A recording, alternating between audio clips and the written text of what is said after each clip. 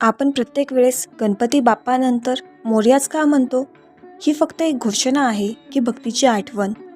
तर महाराष्ट्रात सुमारे 400 वर्षापूर्वी मोरया गोसावी नावाचे संत होऊन गेले. चिंचवडमध्ये राहणारे, साधे जीवन जगणारे, पण गणपती बाप्पांचे निष्ठावान भक्त. दररोज पहाटे ते मैलोन मैल पायी चालत मोरेश्वर गणपतीच्या दर्शनाला जात असे. देवांपर्यंत पोहोचण्यासाठी घेतलेले कष्ट त्यांना कधीच जड वाटले नाही. वर्षे गेली.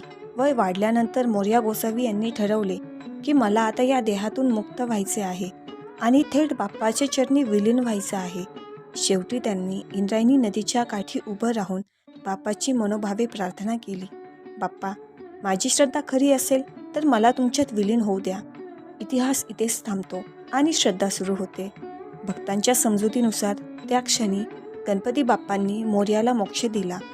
हा प्रसंग सिद्ध करता येत नाही, पण तो आजही लाखो लोकांच्या श्रद्धेत जिवंत आहे. म्हणूनच आजही गणपती बाप्पाच्या प्रत्येक जयघोषात आपण म्हणतो, गणपती बाप्पा मोरया. म्हणजेच, हे बाप्पा, तुमचा भक्त मोरया तुमच्या भक्तीत विलीन झाला आहे. कारण ही हाक केवळ नावाची नाही, तर खऱ्या भक्तीच्या विजयाची आहे. थोडक्यात काय, तर गणपती बाप्पा मोरयामधील मोरया हे नाव मोरया गोसावी यांच्याशी संबंधित आहे. गोष्ट आवडली असेल तर लाईक करायला विसरू नका आणि कमेंटमध्ये लिहा, गणपती बाप्पा मोरया.